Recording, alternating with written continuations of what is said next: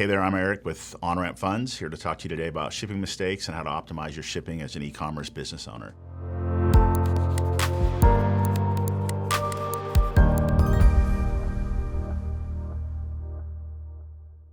Shipping is a necessary part of the e-commerce value chain. It's where you convert that digital order into a set of physical steps that then results in your customer being completely satisfied and happy with the money they paid for you, and it means you're going to reduce your returns, reduce your chargebacks, and just run a really efficient business. It's a very, very hard and complicated process. A lot of you have gone through it already and are thinking about how do you make it more efficient. So there's a lot of things you want to consider. First off, just even in the purchase process, really important to think about how do you give choices to your customers and help them understand what shipping is going to cost as part of the overall transaction. You really want to think about this as a single channel seller where you're selling your own shopping cart. If you're a multi-channel seller selling through eBay, Amazon, things like that, you really want to take a holistic view so that wherever your customers see you, if they want to leave that marketplace and come direct to your site to purchase from you, that you're giving them incentives to do so, because purchases from your site are generally going to be more cost effective, reduce commissions, things like that, that will allow you to generate better returns, better margin on your business. So let's talk about kind of what some of those things are today. First off, the choices you want to offer, right? How do you make sure that in a world that expects 2-day delivery timelines, that you have a 2-day delivery product?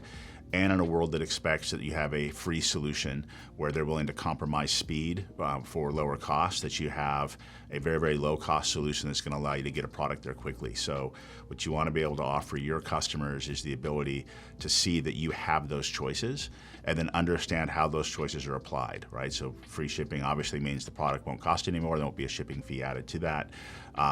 That fast shipping, maybe it has a cost. Maybe you want to waive that cost with a larger order basket so that you're encouraging people to buy more product from you at the same time, which then means that you can afford to distribute that cost of shipping across a larger revenue stream on the credit card side. So as you think about that, then who your carriers are become really, really important. From a small business perspective, the first thing you really want to think about using is the United States Postal Service. It is really one of the lower cost products out there. It may not be perceived as efficient, but they really do run an efficient organization and can give you the ability to get products to almost anywhere in the U.S. in 2 days with their Priority Mail Express, which really will be overnight, or their USPS Priority Mail, which should be 2 days. Some Alaskan and Hawaiian destinations may be 3 to 5 days, and you can account for that, again, switching to Priority Mail Express. But for the lower 48 states, USPS Priority Mail is going to get there in 2 days, and generally going to be somewhere between $7 and $12. So a really cost-effective solution for you there. On the free side, USPS First Class, for anything less than 1 pound, which something like 40 to 50% of all e-commerce orders are less than 1 pound. First Class is a 3 to 5 day delivery product for most of the U.S. Will let you very, very efficiently for less than $4, less than $4.50 maybe, move your products from wherever you're located to wherever your customer is. So these are kind of great ways as you're thinking about starting a business when you're just getting going, first couple $100,000 of revenue. As you start to scale beyond that, you should start to think about things like DHL. They've got a great US product. It's very slow, but very, very low cost. So a great solution for your free shipping offer for customers who really are willing to sacrifice speed of delivery for just cost savings, even to the point where you might want to offer a discount on the product itself if the customer agrees to your free shipping 7-day delivery product from a company like a DHL. UPS and FedEx also have similar services with their Smart Post and Mail Innovations products, so those are interesting things to look at as well, although they do have some volume minimums to be able to qualify. As your business grows, then you actually want to start thinking about shipping differently. It's not about which carrier to use, it's how do you distribute your products around the U.S. in a way that reduces the last mile delivery. So the shorter the distance that you have to move a product from a warehouse or your business location to a customer, of course, the less it's going to cost to do so. There's less fuel cost, there's less packaging cost, there's less personnel, there's less logistical cost associated with that. So as you're growing a business, there are a lot of great ways to go solve that problem. One, an expensive way, but if you're ready to go invest like this, clearly just establishing your own warehouses in multiple cities around the U.S. Typically, most people, when they're going to go from a single warehouse location to multi-warehouse location, will go to 2 warehouses. So that will be, say, one in Las Vegas that's going to cover your West Coast, maybe Salt Lake City, and then you put another one somewhere on the East Coast, say Philadelphia, maybe a little bit, maybe more like Ohio, someplace where you've really got the ability to segment the U.S. into 2 halves, and then each half really only has that half of the country for your last mile delivery. As you scale and get bigger, for instance, like Amazon, you'll start to get more and more locations where your inventory is going to be closer and closer to that last mile delivery. So in that case, then you start to look at 3 cities, 4 cities, 5 cities, and you'll of course want to distribute those geographically. That's a very, very expensive approach that probably isn't going to work for most of our customers.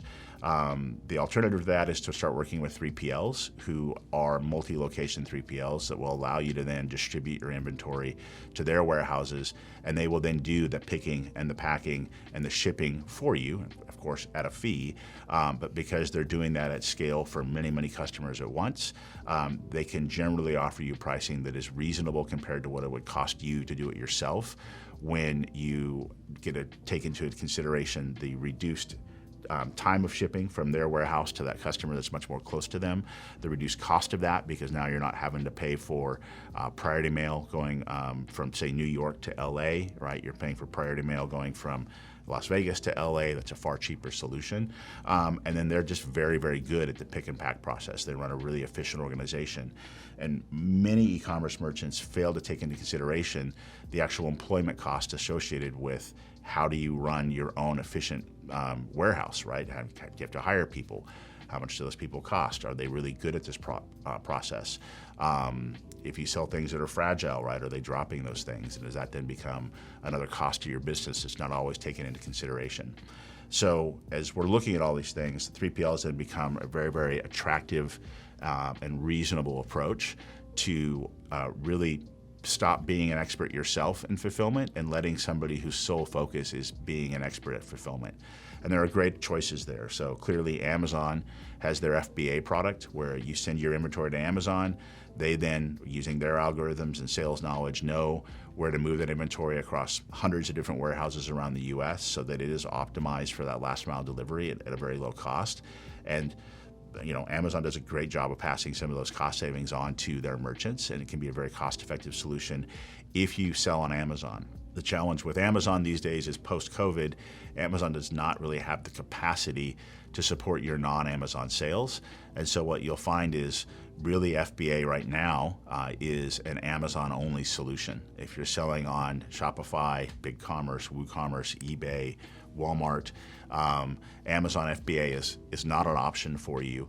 And hopefully in the future maybe it becomes one again, but today it's not.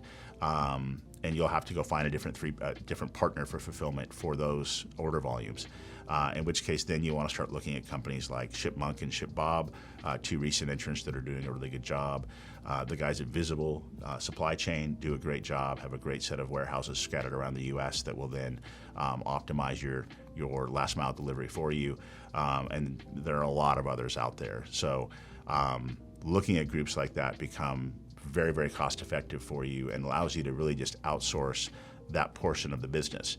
It's not free. You certainly have to manage service level agreements, make sure that they're performing to your expectations. You certainly want to think about the cost of that.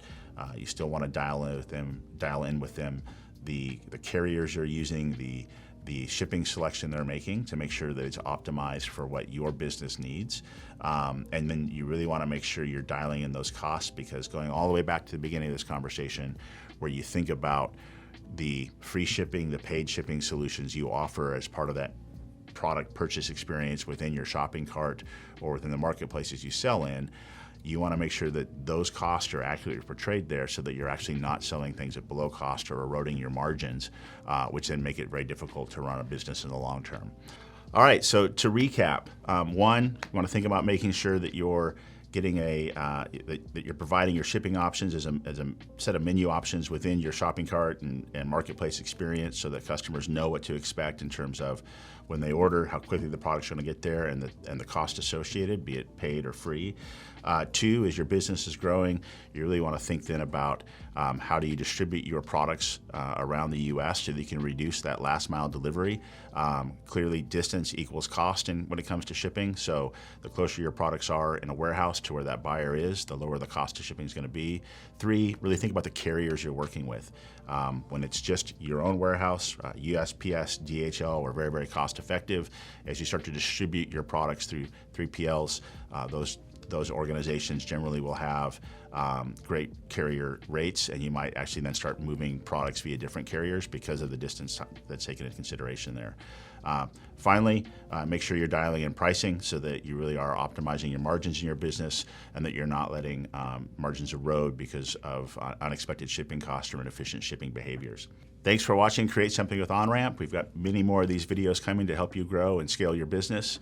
Please subscribe if you enjoyed this content. Thank you for watching.